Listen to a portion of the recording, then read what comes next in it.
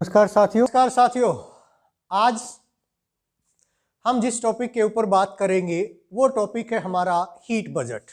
और heat budget की देखिए अगर बात करी जाए तो ये बहुत ही जो है एक इम्पॉर्टेंट टॉपिक है।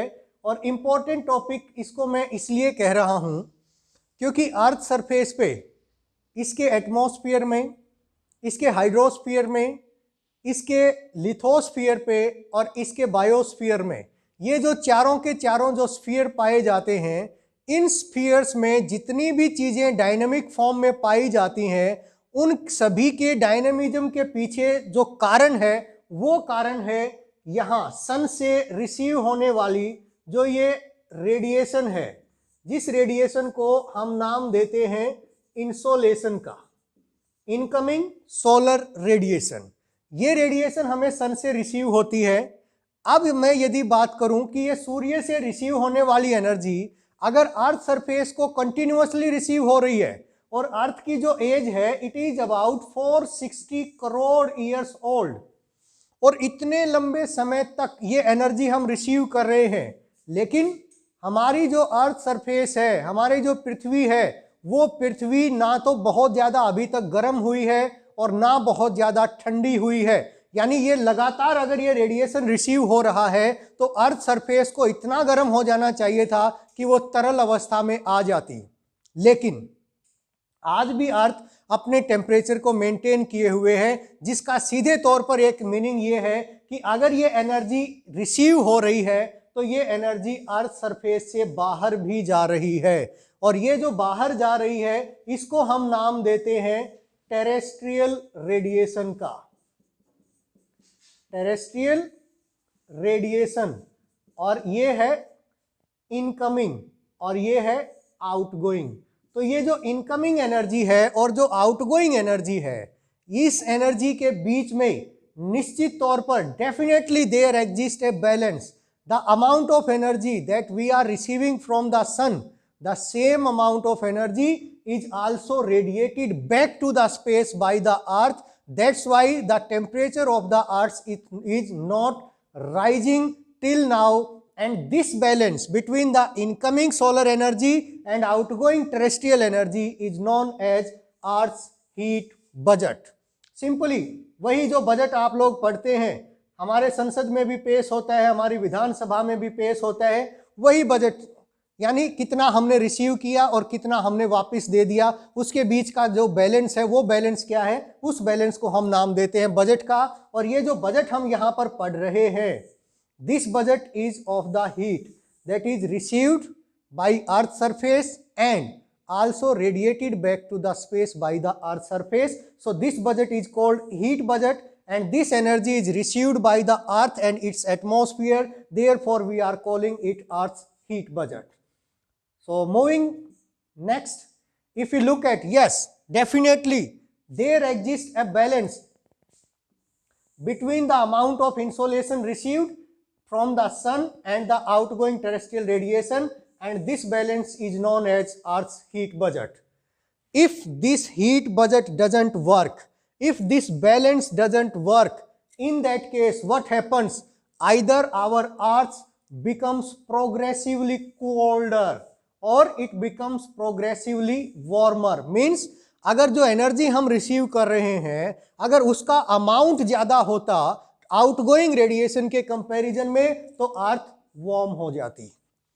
और दूसरी तरफ अगर जो आउटगोइंग रेडिएशन है, ये जो रेडिएशन है, अगर इसका अमाउंट इनकमिंग से ज़्यादा होता तो हमारी पृथ्वी जो है वो ठंडी हो जाती।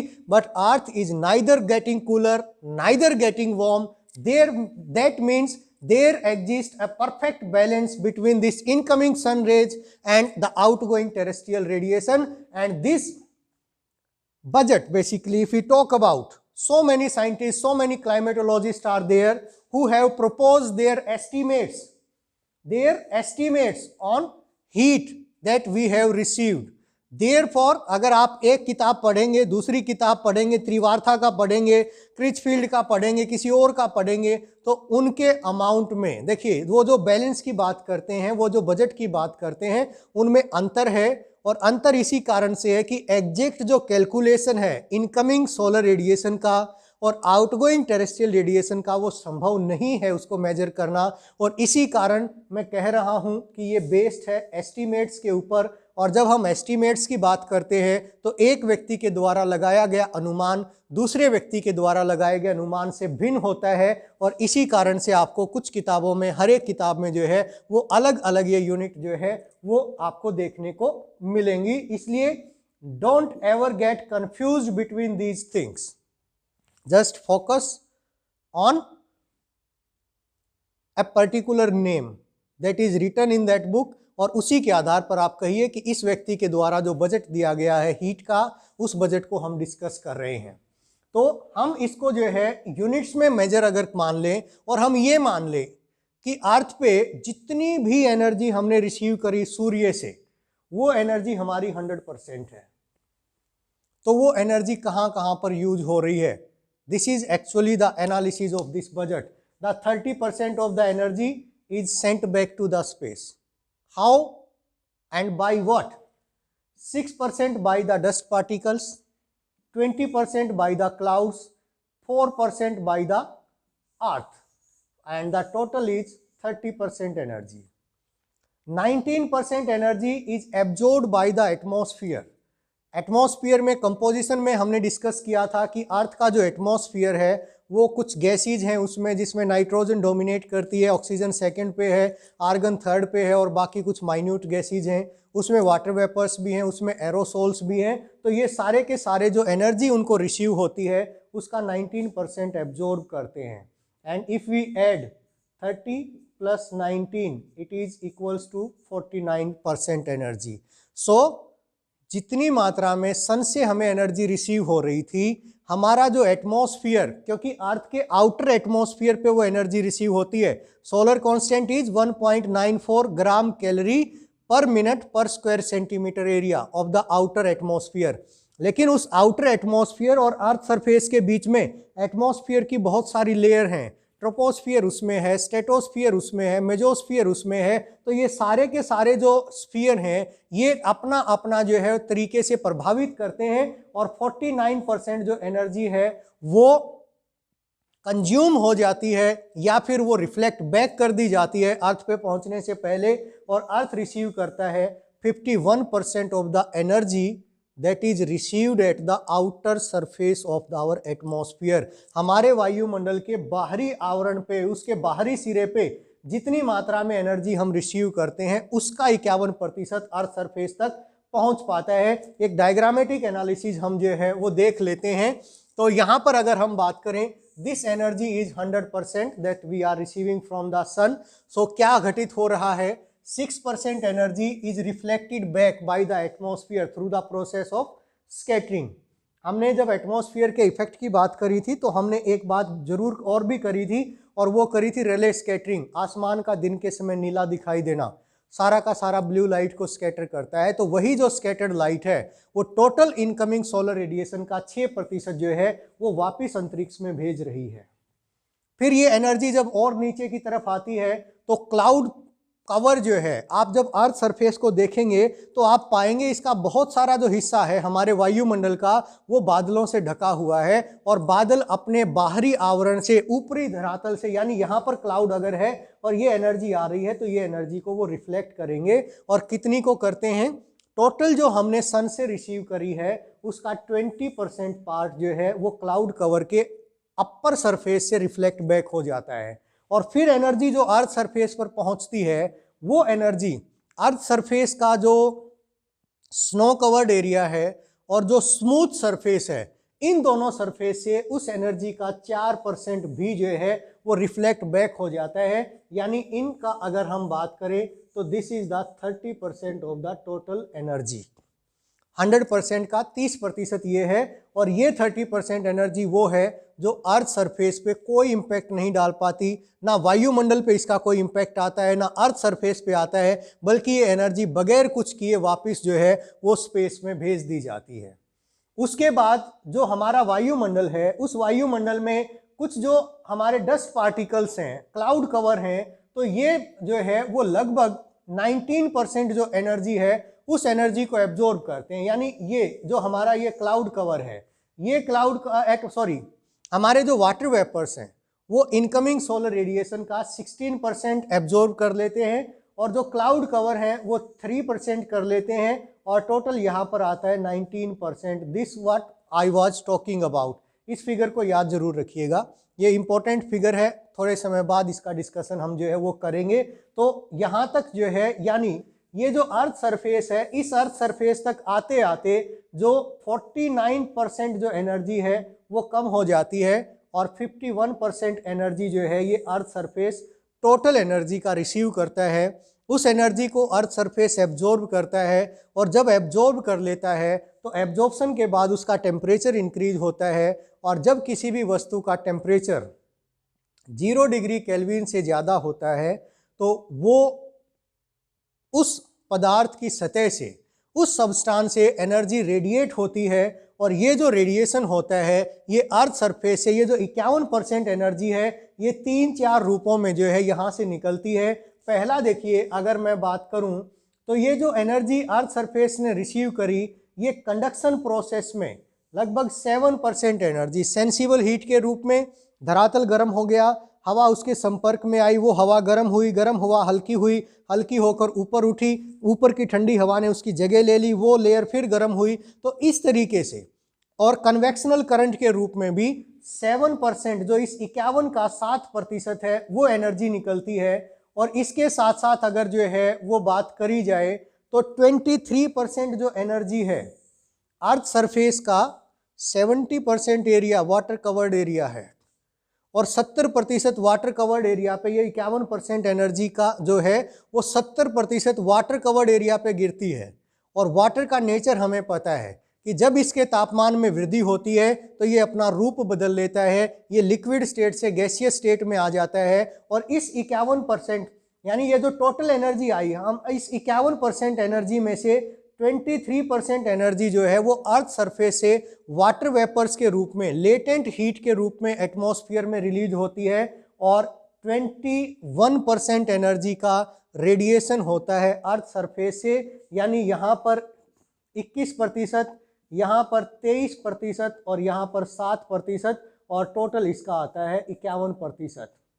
यानी अर्थ सरफेस ने जो टोटल इनकमिंग सोलर रेडिएशन का 51% रिसीव किया था उसमें से 21% रेडिएशन के रूप में, 23% जो है उसका लेटेंट हीट के रूप में और 7% जो है वो कंडक्शन, कन्वेक्शनल करंट, टर्बुलेंस के रूप में जो है वो वापस एटमॉस्फेयर की तरफ वो भेज देती है और अर्थ के पास जो एनर्जी रहती है वो रहती है 0।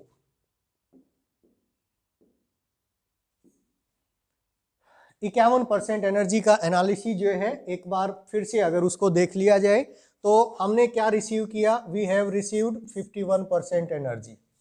Out of that 51% what happened, the 7% energy was released in the form of turbulence, convectional currents के रूप में। 23% वाटर वेपर्स लेटेंट हीट के रूप में एटमॉस्फेयर में जाती है और 21% जो एनर्जी है, जो 21% जो एनर्जी है वो एनर्जी रिलीज होगी रेडिएशन के रूप में और टोटल हमारा बैलेंस क्या आ गया, वी रिसीव। अर्थ ने अपने पास कितनी एनर्जी रखी, 0%। सो अर्थ का जो बजट है, अर्थ का जो बैलेंस है वो 0 है। और इसी कारण, यही कारण है कि अर्थ ना तो गर्म हो रही है और ना ये ठंडी हो रही है। अब एटमॉस्फेयर की देखिए अगर हम बात करें तो एटमॉस्फेयर में अब एक चीज़ जो ध्यान देने की है वो ये है कि एटमॉस्फेयर में ने जो है 16% एनर्जी इसके वाटर वेपर्स और गैसों ने डायरेक्ट सोलर रेडिएशन के रूप में रिसीव करी, एब्जॉर्ब करी। 3% इसके क्लाउड कवर ने कर ली, तो टोटल 19% एनर्जी इसने जो है वो शॉर्ट वेव रेडिएशन के रूप में रिसीव करी। इसके बाद ये जो 21% रेडिएशन था, इसमें से जो 6% रेडिएशन है वो एटमॉस्फेरिक विंडो से बगैर प्रभावित हुए जो है वो स्पेस में चला जाता है और एटमॉस्फेयर इसमें से एब्जॉर्ब करता है 15% एनर्जी को।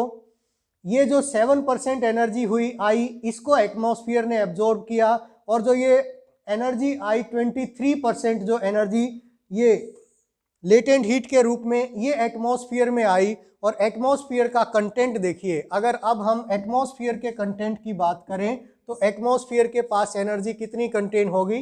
64%। कैसे? 19% एनर्जी डायरेक्ट एब्जॉर्प्शन के रूप में आई उसके पास, 19%। उसके बाद अर्थ के जो रेडिएशन हुआ, 21% एनर्जी का जो अर्थ ने रेडिएशन किया, 6% एनर्जी स्पेस में एस्केप कर गई, 15% एनर्जी एटमॉस्फेयर ने जो है उसको एब्जॉर्ब कर लिया। 23% एनर्जी जो लेटेंट हीट के रूप में, जलवाष्प के रूप में यहाँ से ऊपर उठी, यहाँ पर बादल बने, बादलों में संघनन हुआ और जलवाष्प जब जो है वो पानी की बूंदों में परिवर्तित हुए तो उन्होंने उस एनर्जी को रिलीज कर दिया। और आपको ध्यान भी होगा कि 1 ग्राम पानी अगर जो है वो लिक्विड से गैसीय स्टेज में जाता है तो वो लगभग 680 कैलोरी एनर्जी कंज्यूम करता है, और जब अपर एटमॉस्फेयर में कंडेंसेशन होता है तो वही 1 ग्राम पानी जब जलवाष्प से पानी के रूप में आता है तो उसी 680 कैलोरी एनर्जी को रिलीज कर देता है, और वो टोटल का 23% जो है उसमें शामिल होता है। 7% लेटेंट हीट के रूप में रिलीज करी, एटमॉस्फेयर का टोटल जो कंटेंट था वो हो जाता है 64%। यानी एटमॉस्फेयर अब सरप्लस एनर्जी में है। एटमॉस्फेयर के पास अर्थ ने तो 51 ली और 51 को इन 3 रूपों में जो है वो छोड़ दिया। एटमॉस्फेयर के पास ये 19% एनर्जी एक्स्ट्रा है जो उसने डायरेक्ट सोलर रेडिएशन से रिसीव करी, तो एटमॉस्फेयर का जो कंटेंट है वो हो जाता है 64%। और एटमॉस्फेयर उसको कैसे बैलेंस करता है? एटमॉस्फेयर बैलेंस करता है कि जब एटमॉस्फेयर के जो पार्टिकल्स हैं उनका टेम्परेचर बढ़ता है इस एब्जॉर्प्शन की वजह से, तो वो पार्टिकल्स भी रेडिएशन करते हैं, because we know the law of radiation that any object that has a temperature more than 0 degree Kelvin definitely radiates some amount of energy, and that release of energy is equals to the 4th power of the temperature of that substance from its 1 unit area according to Stephen Boltzmann law। Stefan Boltzmann का law यही कहता है कि एक पदार्थ का जो तापमान है डिग्री केल्विन में, वो उस तापमान के 4 गुना एनर्जी अपने 1 यूनिट एरिया से, 1 स्क्वायर सेंटीमीटर एरिया से वो एनर्जी को रिलीज करता है। तो वही एनर्जी का रिलीज जो है वो एटमॉस्फेयर से भी होता है, और एटमॉस्फेयर जो करता है, अब एटमॉस्फेयर के पास ये 16 + 3 + 7 + 15 और +23, ये जो 64% एनर्जी आई, उस एनर्जी को रेडिएशन के रूप में जो है अर्थ एटमॉस्फेयर भी उसको रेडिएट करता है, और वो रेडिएशन जो है वो बाद में फिर वहाँ से रिलीज हो जाता है। और क्योंकि ये एनर्जी बीच में एटमॉस्फेयर ने कंज्यूम कर ली थी, कुछ समय के लिए एनर्जी ठहरती है, और इसी कारण अर्थ का जो टेम्परेचर है वो टेम्परेचर 15 डिग्री सेल्सियस राइज करता है। क्योंकि अगर ये इफेक्ट ना होता एटमॉस्फेयर का तो हमारा जो टेम्परेचर है वो अर्थ का माइनस में होता, भले ही वो 51% एनर्जी जो वापस एज इट इज रिलीज कर रही है जो उसने रिसीव करी थी, लेकिन एटमॉस्फेयर के द्वारा एब्जॉर्ब करी जाने वाला ये जो एब्जॉर्प्शन है डायरेक्ट सोलर रेडिएशन का और आउटगोइंग टेरेस्ट्रियल रेडिएशन का, ये अर्थ के टेम्परेचर को जो है वो मेंटेन रखता है। लेकिन एटमॉस्फेयर का टेम्परेचर भी इसलिए राइज नहीं करता क्योंकि वो भी रेडिएशन के द्वारा इस एनर्जी को वापस जो है वो स्पेस में रेडिएट कर देता है, और इसका बैलेंस भी आ जाता है 0। तो अब अगर हम इस एनालिसिस को देखें तो टोटल एनर्जी जो हमने रिसीव करी 100%, एनर्जी हमने वापस भेज दी 30%, एनर्जी जो अर्थ सरफेस से रेडिएशन होते हुए एटमॉस्फेरिक विंडो से एस्केप करी वो 6% थी, और जो एनर्जी जो है एटमॉस्फेयर के पास रही उसका भी इसने रेडिएशन कर दिया, और फिर हमारे पास बैलेंस क्या आया? Total energy that we have sent back is 100%, 30 + 6 + 64 is equals to 100। तो अर्थ जो है वो पूरा एक बैलेंस में रहती है, और यही इसका जो 0 बजट है, यही 0 बजट अर्थ के टेम्परेचर को मेंटेन रखता है, ना इसको गर्म होने देता है और ना इसको ठंडा होने देता है। इस एग्जाम्पल से भी थोड़ा सा आप डिटेल से समझ सकते हैं कि वो जो 64% एनर्जी थी, देखिए 38 एनर्जी जो थी वो एयर से स्पेस में रेडिएट होती है, और 26 यूनिट एनर्जी जो है ये रेडिएट होती है क्लाउड के सरफेस से, क्योंकि क्लाउड्स यहाँ पर ये 316, ये जो 19% एनर्जी यहाँ पर इन्होंने एब्जॉर्ब करी, और आउटगोइंग रेडिएशन का जो पार्ट इसने एब्जॉर्ब किया, 38% एनर्जी का रेडिएशन हवा ने कर किया और 26% एनर्जी का रेडिएशन जो है वो किया बादलों ने, और टोटल ये 64% हुआ। तो सारा का सारा जो बैलेंस है वो बैलेंस आ जाता है अर्थ का 0, यानी ये एक परफेक्ट बैलेंस में है। और उसी परफेक्ट बैलेंस के कारण जो है हमारा जो अर्थ सरफेस है वो अर्थ सरफेस का टेम्परेचर बहुत ना तो राइज करता है और ये एक मेंटेन रहता है टेम्परेचर इसी बजट के बदौलत। लेकिन थोड़ा सा जो है अगर हम धरातलीय स्थितियों की तरफ भी देखें तो धरातल पे और एक्चुअल जो रियल अगर ग्राउंड सर की मैं बात करूं तो थोड़ी सी स्थिति जो है वो भिन्न है, क्योंकि अर्थ सरफेस को अगर आप जो है वो यहाँ पर कुछ इस तरीके से इसको अगर हम देखते हैं तो आप देखेंगे कि अर्थ सरफेस पे एक ये एरिया है जिसको हम ट्रॉपिक्स का एरिया कहते हैं। यहाँ पर एनर्जी का रिसेप्शन ज़्यादा होता है, रेडिएशन कम होता है और परिणाम स्वरूप ये गर्म रहते हैं। फिर हमारा ये टेम्परेट जोन है और इस टेम्परेट जोन से एनर्जी जो रिसीव होती है लगभग उतना ही रेडिएशन होता है और ये जो है वो टेम्परेट ही रहते हैं, ना तो हॉट है ना कूल है, ये वार्म जो है एक मॉडरेट जो टेम्परेचर है उसको मेंटेन करते हैं। और फिर हमारा ये आता है पोलर का एरिया जिसको हम फ्रिजिड जोन का नाम देते हैं। यहाँ एनर्जी का रिसेप्शन कम है और आउटगोइंग ज़्यादा है और इसीलिए ये हमेशा जो है वो कोल्ड रहते हैं, ठंडे रहते हैं। लेकिन अगर ऐसा है एनर्जी, यानी यहाँ पर एनर्जी सबसे ज़्यादा कंसंट्रेटेड है और यहाँ पर एनर्जी जो है वो डेफिसिट में है, यहाँ पर सरप्लस में है, तो फिर ये बैलेंस जीरो कैसे रहता है? इस बैलेंस को जीरो बनाए रखने में फिर जो कुछ चीज़ें हैं वो इसकी सहायता करती हैं और उनमें देखिए अगर हम बात करी जाए, और चलिए एक बार इस टेबल को भी देख लेते हैं। इस टेबल में देखिए अगर हम देखें लैटिट्यूडनल हीट बैलेंस, तो आप देखिए कि 0 डिग्री इक्वेटर पे तो बहुत कम है, बैलेंस जीरो है, लेकिन 10 डिग्री जो हमारा लैटिट्यूड्स हैं उनमें हम इतनी एनर्जी 10⁻19 कैलोरी पर डे हमारी सरप्लस है। ये एनर्जी यहाँ सरप्लस है, ये एनर्जी यहाँ सरप्लस है, ये एनर्जी यहाँ सरप्लस है, यानी ये जो अप टू 40 डिग्री का ये जो एरिया है ये एनर्जी सरप्लस का एरिया है। फिर ये दो एरियाज हैं 50 से लेके और 70 के बीच के एरिया, इनको हम टेम्परेट रीजन कहते हैं, ये प्लस में और माइनस में बराबर रहते हैं। और फिर हमारे ये हैं पोलर एरिया जो हमेशा डेफिसिट में रहते हैं, एनर्जी डेफिसिट है। तो फिर अर्थ का जो बजट है हीट बजट वो जीरो कैसे हुआ, वो बैलेंस कैसे हुआ? उसको बैलेंस करती हैं दो चीज़ें। एक जो हमारी एटमॉस्फेरिक सर्कुलेशन है, जिनको हम नाम अगर मैं दूं तो उनको हम कहते हैं प्रीवेलिंग विंड्स, और दूसरे इसमें होते हैं ओशियनिक करंट्स। यानी हमारा एटमॉस्फेयर और हमारा हाइड्रोस्फीयर हाई एनर्जी एरिया से लो एनर्जी एरिया की तरफ एनर्जी को ट्रांसफ़र करता रहता है और ये प्रक्रिया लगातार जो है वो जारी रहती है। और इसी प्रक्रिया की बदौलत जो है अर्थ का जो ग्लोबल हीट बजट है वो हमेशा जीरो रहता है और उसी कारण से अर्थ जो है वो गर्म नहीं होती है। आपका एक सवाल यहाँ पर ज़रूर आ सकता है कि पिछले कुछ समय से जो टेम्परेचर है वो इंक्रीज हो रहा है अर्थ का, क्योंकि ग्लोबल वार्मिंग में हमने उसको पढ़ा था। उसका बड़ा एक कारण ये है कि एटमॉस्फेयर का जो गैसेज का जो परफेक्ट बैलेंस था वो बैलेंस जो है कुछ समय पहले से, खासकर 1870 के आसपास जब इंडस्ट्रियल रेवोल्यूशन स्टार्ट हुआ तो उस समय से कार्बन डाइऑक्साइड का कंटेंट और मीथेन का जो कंटेंट बढ़ा है, उसके कारण जो एब्जॉर्प्शन था पहले जिसको हम 64% कर रहे थे, वो एब्जॉर्प्शन का कंटेंट थोड़ा सा बढ़ा है, उसकी वजह से टेम्परेचर जो है वो बढ़ता है। लेकिन बावजूद उसके भी अर्थ का टेम्परेचर बहुत तेज़ी से नहीं बढ़ रहा है, ये अभी भी जो है वो एक बैलेंस के ऊपर काम कर रही है।